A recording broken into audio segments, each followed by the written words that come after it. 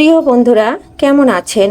চলে আসলাম নতুন একটা রেসিপি নিয়ে। এখানে আছে মামা কলার শাক বলেন বা তেলা কচুর শাক, আর সাথে আছে পাঙ্গাস মাছের বড় সাইজের ডিম। এই ডিম দিয়ে, পাঙ্গাস মাছের ডিম দিয়ে কিন্তু আমি তেলা কচুর শাকটা ভাজি করে নিয়েছি আমার বাবুর জন্য। বাবু শাক খেতে চায় না, আর ডিম দিয়ে যদি শাক ভাজা হয় তাহলে চেটেপুটে খেয়ে নেবে। কাছে এবং দূরে, দেশে ও দেশের বাহির থেকে যারা আমার ভিডিও সবসময় দেখেন এবং সুন্দর সুন্দর কমেন্ট করেন, অনেক অনেক ভালোবাসা দেন, তাদের জন্য রয়েছে মন থেকে অফুরন্ত ভালোবাসা, অনেক অনেক শুভকামনা এবং দোয়া আশীর্বাদ। আর আমার নতুন পুরান বন্ধুদের রয়েছে অনেক অনেক ভালোবাসা। নতুন নতুন বন্ধুরা অ্যাড হচ্ছে আর আমার ভিডিওটি দেখে নিচ্ছে, আর একটা একটা লাইক দিয়ে বন্ধুরা ভিডিওটি কন্টিনিউ করবেন। আশা করছি আপনাদের কাছে আজকে ভালো না লাগুক, কালকের লাগবে, পরশু লাগবে, একদিন না একদিন আমার ভিডিও ভালো লেগে যাবে। তবে বন্ধুরা, সবাই আমার পাশে থাকবেন, আমার সাথে থাকবেন, একটু একটু করে এগিয়ে যাব আপনাদের জন্য। আর এভাবে শাকের রেসিপি কেউ কখনো খেয়েছেন? অবশ্যই আমাকে জানাবেন। যদি রেসিপিটা ভালো লেগে থাকে একবার তৈরি করে দেখতে পারেন বাসায়। নমস্কার বন্ধুরা, সবাই কেমন আছেন? আমি পাপড়ি কিচেন অ্যান্ড ব্লগ থেকে চলে আসলাম। এই যে এটারে আপনারা কী শাক বলেন জানি না, আমরা বলি মামা কলা পাতার শাক, অনেকে বলে তেলাকুচুর পাতার শাক, তবে এটার নাম কিন্তু তেলাকুচুর পাতাই হবে। আর এটা কিন্তু আমি খুব সুন্দর করে বেছে তারপরে ধুয়ে নিয়েছি। আর আমার বাবু যেহেতু শাক খেতে চায় না, শাকের চপ করে দিলে খায়, আর এমনি কিন্তু ও শাক খেতে চায় না। তাহলে আজকে আমি রান্না করব একটা মজার জিনিস দিয়ে, সেটা শেয়ার করি। এই যে দেখুন বন্ধুরা, এখানে নিয়েছি ডিম। আর এই ডিম কিন্তু আমার ছেলের ভীষণ প্রিয়। এখানে এই ডিমটা কিন্তু বন্ধুরা পাঙ্গাস মাছের ডিম, আর এখানে আছে পাঙ্গাস মাছের তেল। পাঙ্গাস মাছটা ছিল অনেক বড় সাইজের, 3-3.5 কেজি ওজনের ছিল। এখানে পাঙ্গাস মাছের যে পেটা থাকে সেটা নিয়েছি, আর নিয়েছি ডিম। যদি এই ডিমটা দিয়ে এই শাকটা ভাজি করে দেই, তাহলে ডিম খেয়ে আমার ছেলে এই শাকটা কিন্তু খাবে। তাহলে সেই বুদ্ধি করে আমার বাবুকে আমি শাকটা খাওয়াবো। এভাবে বন্ধুরা, যাদের বাচ্চারা শাক খেতে চায় না, কোন জিনিসটা তারা পছন্দ করে, তাই দিয়ে কিন্তু শাকের রেসিপি করে খাওয়ানো যায়। তবে এখন আমি শাকটা কুচি করে নিচ্ছি, আর শাকটা একদম কুচি করে নেব, তারপরে কিন্তু আমি চলে যাব রান্না করার জন্য। আর এভাবে বুদ্ধি করে বাচ্চাদের শাক খাওয়াতে হয়। শাকটা কিন্তু একদম কুচি কুচি করে কেটে নিয়েছি বন্ধুরা। এই যে, আর সবুজ শাকে কিন্তু পুষ্টিগুণে ভরপুর। আর মামা কলার শাক বা তেলাকুচুর শাক, এটাই কিন্তু ডায়াবেটিসকে নিয়ন্ত্রণ করে, রক্ত বাড়াতে সাহায্য করে, কোষ্ঠকাঠিন্য দূর করে। সেক্ষেত্রে কিন্তু আমরা শাকটা খেতে পারি, খুবই উপকারী একটা শাক। মাছের ডিমটা কেটে নিয়েছি, এখন এখানে মশলা দিয়ে মেখে নেব। দিয়ে দিচ্ছি একটু ধনিয়া ও জিরার গুঁড়া, দিয়ে দিচ্ছি পরিমাণ অনুযায়ী হলুদ। আর বন্ধুরা, এখানে আমি কাঁচামরিচ ব্যবহার করব, সেক্ষেত্রে মরিচের গুঁড়া সামান্য দিয়েছি। আর এখানে দিয়েছি লবণ। সব কিছু দিয়ে একটু আলতো হাতে মেখে নেব, কারণ ডিমটা যাতে বের হয়ে না যায়।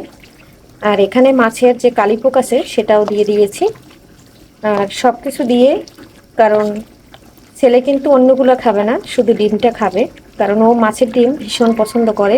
এই যে মাখা হয়ে গেছে, এখন আমি সব কিছু এই যে ফ্রাই প্যানে ঢেলে দিচ্ছি। আর এখানে কিন্তু বন্ধুরা, এই যে অনেকগুলো পেঁয়াজ কেটে নিয়েছি, বড় সাইজের 3টা পেঁয়াজ, আর এখানে বড় সাইজের 2টা রসুন, মানে দেশি রসুন। আর এখানে নিয়েছি মরিচ কেটে। এইগুলান আমি একটু এই মাছের ইসের মধ্যে একসাথে মিশিয়ে হলুদ দিয়ে মেখে নিচ্ছি, তাহলে আর ফেলানো যাবে না। এটা কিন্তু আমি আগেই কেটে নিয়েছি, একটু মেখে নিলাম। বন্ধুরা, এই যে দেখুন, ডিমটা কিন্তু হাফ সিদ্ধ হয়ে গেছে, তখন কিন্তু লাড়া দেই নাই, তাহলে ডিমটা ভেঙে যাবে। এখন একটু নেড়ে দিচ্ছি। এই যে এখন খুব সুন্দর করে নেড়ে দিলাম। এখন কিন্তু ডিমটা আর ভাঙার চান্স থাকবে না। আর তেলের পরিমাণটা কিন্তু আমি একদম কম দিয়েছি। বন্ধুরা, মাছের ডিমটা কিন্তু এই যে আমার ভাজা হয়ে গেছে, আর ডিমগুলা কিন্তু বড় বড় রয়েছে। এই পর্যায়ে এখানে আমি পেঁয়াজ রসুন কেটে রেখেছি, সেটা দিয়ে দিচ্ছি। এখানে পেঁয়াজ রসুনটা দিয়ে একটু ডিমের সাথে মিশিয়ে নিচ্ছি। মিশিয়ে নিয়ে তারপরে কিন্তু আমি শাক দিয়ে দেবো। একদম পেঁয়াজ রসুনটা শাকের সাথে সিদ্ধ হয়ে যাবে, কারণ এখানে কিন্তু আমি পেঁয়াজটা ভাজতেছি না, আর আমি কিন্তু এখন একটু সরিষার তেল দিয়ে দেব। তখন আমি সামান্য পরিমাণে তেল দিয়ে দিয়েছিলাম, এখন আমি সরিষার তেলটা দিয়ে দেব। সরিষার তেল দিলে পাঙ্গাসের যে একটা ফ্লেভার আছে সেটা কিন্তু নষ্ট করে দেয়। বন্ধুরা, সরিষার তেলটা দিয়ে এই যে রান্না করে নিচ্ছি। এখন সরিষার তেলের যে ফ্লেভারটা পুরো ডিমের ভিতরে কিন্তু একদম মিশে গিয়েছে। এই পর্যায়ে দিয়ে দিচ্ছি শাক, কারণ শাকটা তো সিদ্ধ হইতে একটু সময় লাগবে। শাকটা দিয়ে দিয়েছি, শাকের উপর থেকে একটু লবণ ছড়িয়ে দিচ্ছি, শাকটা তাড়াতাড়ি সিদ্ধ হয়ে যাবে। বন্ধুরা, শাকটা কিন্তু অনেকটা একদম কমে গেছে, এখন আমি একটু নেড়েচেড়ে মিশিয়ে দিচ্ছি। নেড়েচেড়ে মিশিয়ে দেব। আর এদিকে কিন্তু একটু জল বের হয়েছে, জলটা শুকিয়ে গেলে কিন্তু ভাজাটা হয়ে যাবে। পেঁয়াজ রসুনটাও কিন্তু একদম সিদ্ধ হয়ে গেছে।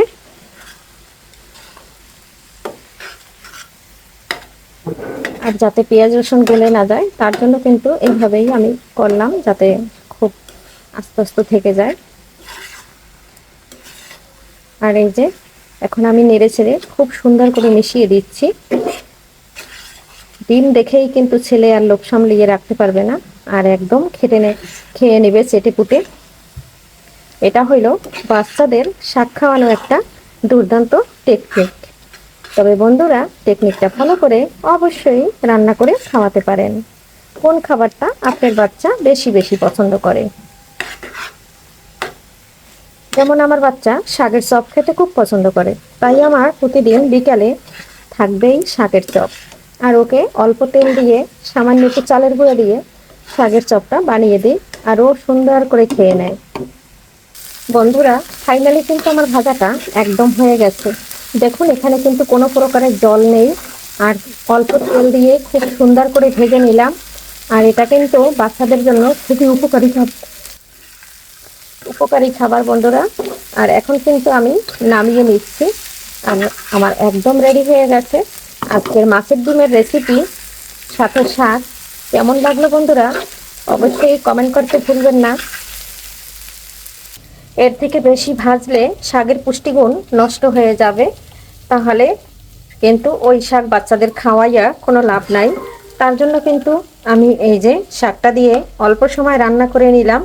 আর এখানে যদি আমি জল ব্যবহার করতাম তাহলে অনেকটা সময় লাগতো, শাকটা কিন্তু বেশি সিদ্ধ হয়ে যাইতো। এভাবে বন্ধুরা শাক রান্না করবেন আর বাচ্চাদের খাওয়াবেন, সবাই খাবেন। খুবই উপকারী শাক। আর রেসিপিটা কেমন লাগলো বন্ধুরা অবশ্যই কমেন্ট করতে কিন্তু ভুলবেন না।